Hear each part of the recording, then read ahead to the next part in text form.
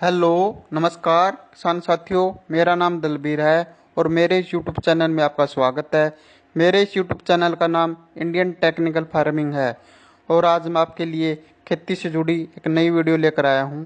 इस वीडियो में आज मैं आपको बताता हूं कि ज्वार की उन्नत व ज्वार की वैज्ञानिक खेती किस तरह करें व ज्वार की बिजाई के समय कौन कौन सी सावधानी रखें जिससे कि बीज का अंकुरण 100% तक हो, जिससे कि हमें कम खर्च व कम समय में ज़्यादा से ज़्यादा फसल की पैदावार प्राप्त हो, जिससे कि हमें एक अच्छी इनकम प्राप्त हो। इस वीडियो को अंत तक जरूर देखें ताकि आपको खेती से जुड़ी सभी जानकारी प्राप्त हो। अगर आप चैनल पर नए हो तो वीडियो को लाइक, शेयर व कमेंट व इंडियन टेक्निकल फार्मिंग को सब्सक्राइब जरूर करना ताकि अन्य किसानों को खेती से जुड़ी सभी जानकारी प्राप्त हो और आने वाली वीडियो की नोटिफिकेशन आपको मिलती रहे। चलिए वीडियो को स्टार्ट करते हैं। ज्वार एक प्रमुख फसल है। ज्वार कम वर्षा वाले क्षेत्र में अनाज तथा चारा दोनों के लिए बोई जाती है। ज्वार जानवरों का महत्वपूर्ण एवं पौष्टिक चारा है। भारत में यह फसल लगभग 4.25 करोड़ एकड़ भूमि में बोई जाती है। ज्वार की खेती खाने के लिए, मोटे दाने वाले अनाज और हरे चारे के लिए की जाती है। किसान भाई ज्वार के पूरे पौधे का इस्तेमाल पशुओं के चारे में करते हैं, किंतु खाने के रूप में इसका इस्तेमाल खिचड़ी और चपाती बनाकर किया जाता है। इसकी खेती किसी भी जगह पर की जा सकती है। सिंचित और असिंचित जगह का इसकी फसल पर कोई असर देखने को नहीं मिलता है। इसके पौधों की लंबाई 10 से 12 फीट तक पाई जाती है, जिसे आप हरे चारे के लिए कई बार कटाई कर सकते हैं। और ज्वार की खेती में भारत विश्व में तीसरे पायदान पर है।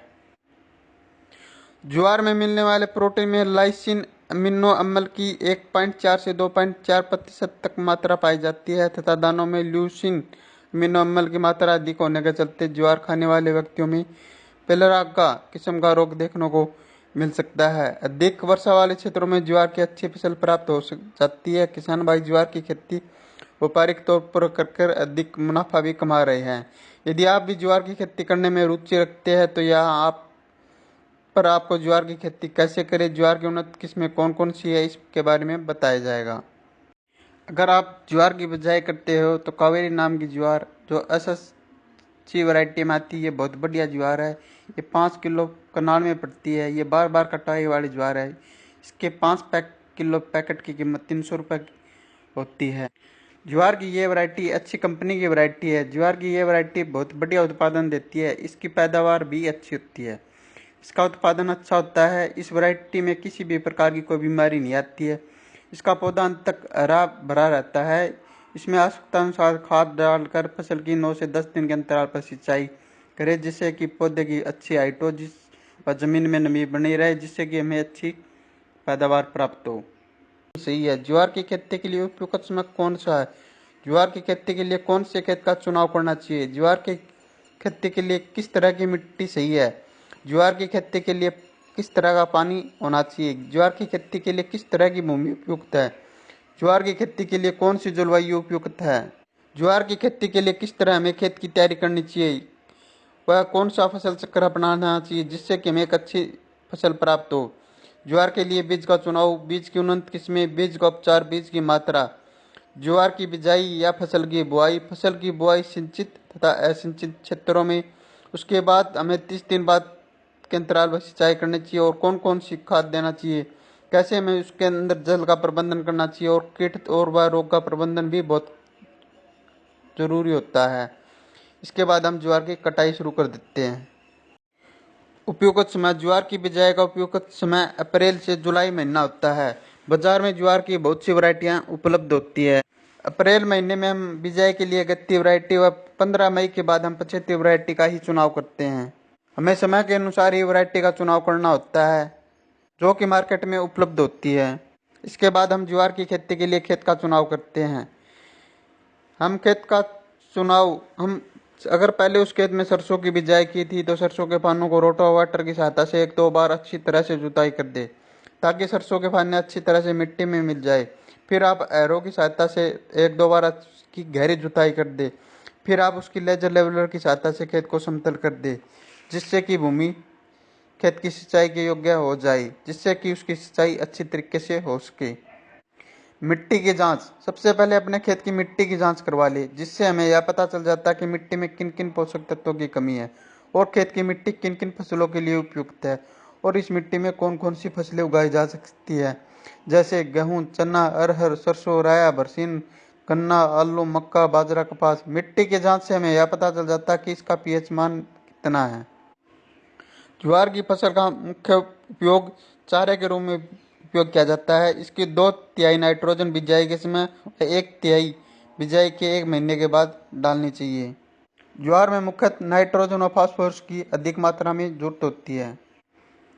अब हम बात करते हैं पानी की जांच। अगर आप फसलों की बिजाई के लिए नहरी पानी का इस्तेमाल करते हैं तो यह सभी प्रकार की फसलों के लिए अच्छा है और इसमें बीज का अंकुरण 100% तक हो जाता है।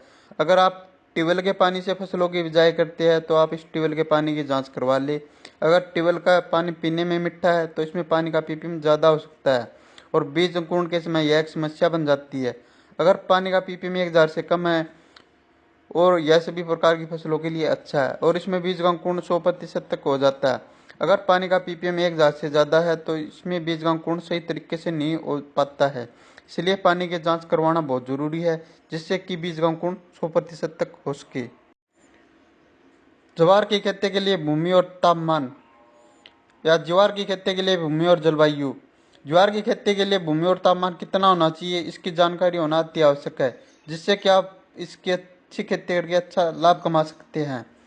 जिसे इस प्रकार बताया गया है। ज्वार की फसल को किसी भी प्रकार की भूमि में उगाया जा सकता है, किंतु अधिक मात्रा में उत्पादन करने के लिए खेती उचित जल निकासी वाली चिकनी मिट्टी में करें।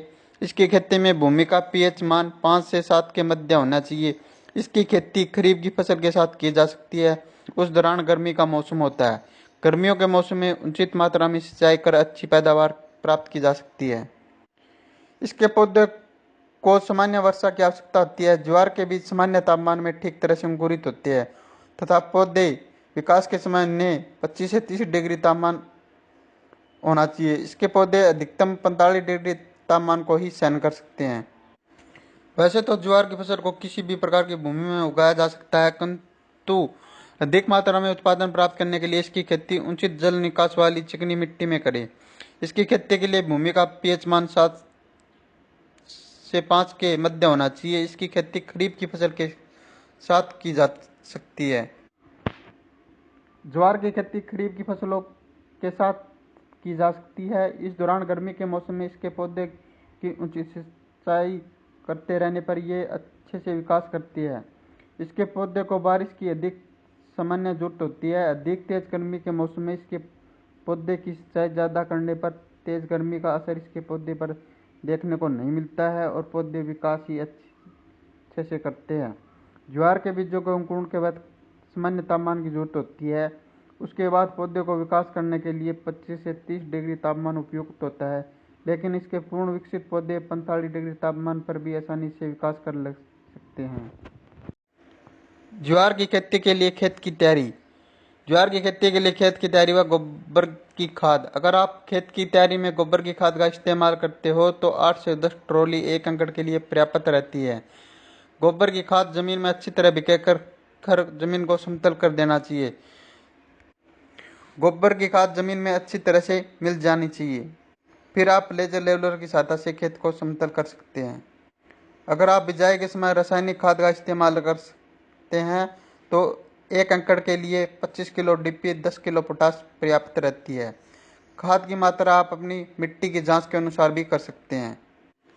फसल चक्र। चारे के लिए बोई गई खरीफ ज्वार के बाद बरसीन, डिजका, जई, गेहूं, जौ इत्यादि फसलों को बोया जा सकता है। ज्वार को अधिक नाइट्रोजन की आवश्यकता होती है, इसलिए इसके बाद दलहनी फसलों को उगाना चाहिए, जिससे भूमि की उर्वरकता शक्ति बनी रहे। ज्वार को चारे वाली फसल के साथ मिश्रित फसल के रूप में भी बोया जा सकता है। फसल चक्र के सिद्धांत। गहरी जड़ वाली फसल के बाद कम गहरी जड़ें वाली फसलें बोना चाहिए। फलीदार फसल के बाद बिना फलीदार फसलें बोना चाहिए। अधिक खाद चाहने वाली फसलों के बाद कम खाद वाली चाहने वाली फसलों को बोना चाहिए। अधिक जल मांग वाली फसल के बाद कम जल वाली फसल बोना चाहिए। मृदा कटाव को प्रोत्साहन देने वाली फसलों के बाद मृदा कटाव अवरोधक फसलें बोना चाहिए। एक ही कुल की फसलें लगातार नहीं उगानी चाहिए। फसल चक्र किसान को घरेलू आवश्यकताओं को ध्यान में रखकर बोना चाहिए। फसल चक्र निकटवर्ती कृषि आधारित उद्योगों को ध्यान में रखकर तैयार करना चाहिए। फसल चक्र के लाभ। फसल चक्र द्वारा मृदा से पोषक तत्व एवं नमी का अवशोषण संतुलित रूप से होने के कारण उर्वरता बढ़ती है। दलहनी फसलों के समावेश से मृदा की भौतिक दशा में सुधार होता है। दलहनी फसलों द्वारा नाइट्रोजन स्थिरीकरण जीवाणुओं की क्रियाशीलता से मृदा की जैविक दशा भी सुधरती है। फसल चक्र अपनाने से किसान की घरेलू आवश्यकताएं जैसे दालें, तेल, सब्जियां आदि को पूरा करने में मदद मिलती है। फसल चक्र में एक ही कुल की फसलें नियंत्रित बोने से फसलों में कीट रोग नियंत्रण हो जाता है। जब किसान अपने खेत के लिए फसल चक्र तैयार करता है तो किसान को पहले से ही पता रहता है कि आगामी फसल में कौन कौन सी फसलें बोनी है। ज्वार के लिए बीज का चुनाव, बीज की किस्म या बीज की वैरायटी, बीज का उपचार और बीज की मात्रा। हमें अपने खेत में फसल की बिजाई करते समय एक ऐसे बीज का चुनाव करते हैं जो कि अपने क्षेत्र या एरिया के हिसाब से ठीक हो। बीज का चुनाव हमें मिट्टी, समय व पानी के अनुसार ही करना होता है, क्योंकि दोमट मिट्टी के लिए अलग, रेतीली जमीन के लिए अलग और समय के अनुसार अलग अलग वैरायटी आती है। बीज की वैरायटी। हमें एक ऐसी वैरायटी का चुनाव करते हैं जो हमारे क्षेत्र व जमीन व पानी के हिसाब से और समय के अनुसार ज़्यादा से ज़्यादा उत्पादन देती हो। हमें एक ऐसी कंपनी के बीज का चुनाव करना होता है जो कंपनी सरकार के द्वारा रजिस्टर्ड हो, जैसे राशि, यूएस, गोल्डी इत्यादि। बीज खरीदते समय हमें बीज का पक्का बिल अवश्य लेना चाहिए, जिससे कि बीज के डुप्लीकेट होने के चांस कम हो। वह हमें सरकार द्वारा दी जा रही सब्सिडी प्राप्त हो सके। बीज का उपचार।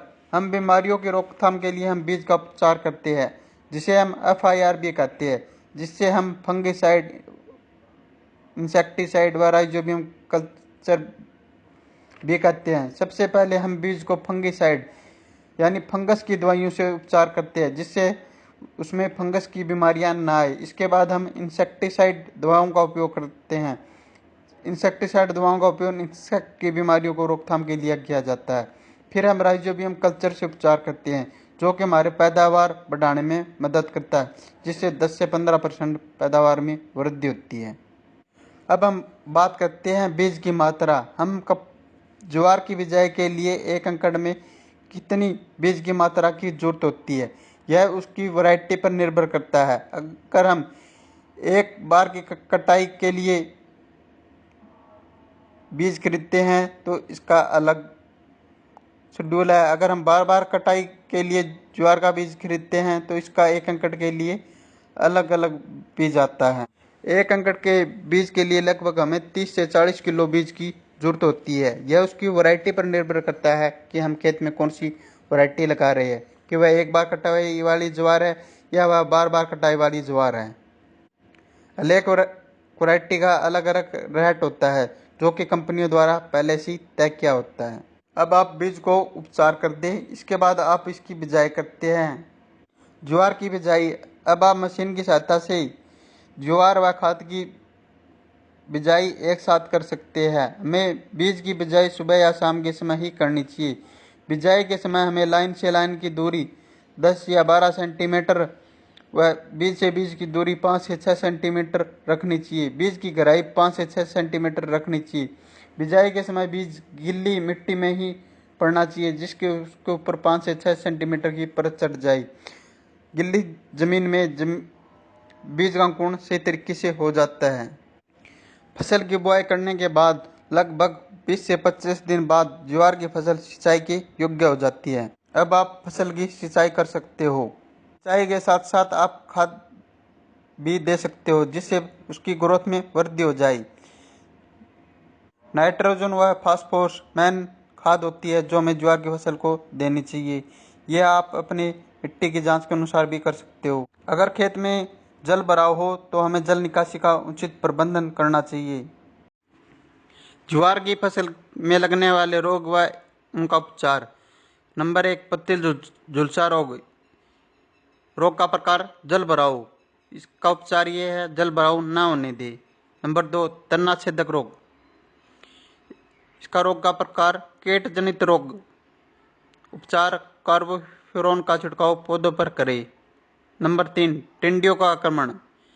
रोग का प्रकार टिड्डी के रूप में। उपचार दानेदार फोरट का छिड़काव खेत में। नंबर 4, रोग पायरिल्ला। रोग का प्रकार कीट जनित रोग। उपचार मोनोक्रोटोफास या प्रोफेनोफास का छिड़काव पौधों पर करें। नंबर 5, सफेद लट रोग। रोग का प्रकार कीट। उपचार क्लोरोफायरस का छिड़काव पौधों की जड़ों पर करें। नंबर 6, जड़ विकलन रोग। रोग का प्रकार जड़ विकलन रोग। उपचार थीरियम या कैप्टन का छिड़काव पौधों पर करें। नंबर 7, ज्वार का माइट रोग। रोग का प्रकार कीट रोग। उपचार नीम के तेल छिड़काव पौधों पर करें। अगर आप ज्वार की फसल लेना चाहते हैं तो ज्वार की फसल की कटाई कर दें। ज्वार के पौधे 110 दिन बाद कटाई के लिए तैयार हो जाते हैं। जब पौधों पर लगी पत्तियां सूखी दिखाई देने लगे तो उस दौरान पौधे की कटाई कर ली। इसके फसल की कटाई से 2 से 3 बार कटाई। ज्वार के पौधों को भूमि की सतह के पास से काटा जाता है। फसल कटाई के पश्चात दोनों को अलग कर दिया जाता है और उन्हें ठीक से सुखा लिया जाता है। इसके बाद मशीन के माध्यम से दानों को अलग कर दिया जाता है। ज्वार की पैदावार और लाभ। 1 हेक्टेयर के खेत से हरे चारे रूप में 600 से 700 क्विंटल तक फसल प्राप्त हो जाती है तथा सूखे चारे के रूप में 100 से 150 क्विंटल का उत्पादन मिल जाता है, जिसमें से 25 क्विंटल तक ज्वार के दाने मिल जाते हैं। ज्वार के दानों का बाजारी भाव 2,500 से 3,500 रुपये तक के आसपास होता है। इस हिसाब से किसान भाई ज्वार की फसल से 50 से 60,000 रुपये तक की कमाई प्रति हेक्टेयर कर सकते हैं। वह फसल की पैदावार प्राप्त कर सकते हैं और हरे चारे की फसल भी ले सकते हैं। अगर आपको ये वीडियो पसंद आएगी तो वीडियो को ज़्यादा से ज़्यादा लाइक शेयर कमेंट जरूर करें व इंडियन टेक्निकल फार्मिंग को सब्सक्राइब करें। धन्यवाद।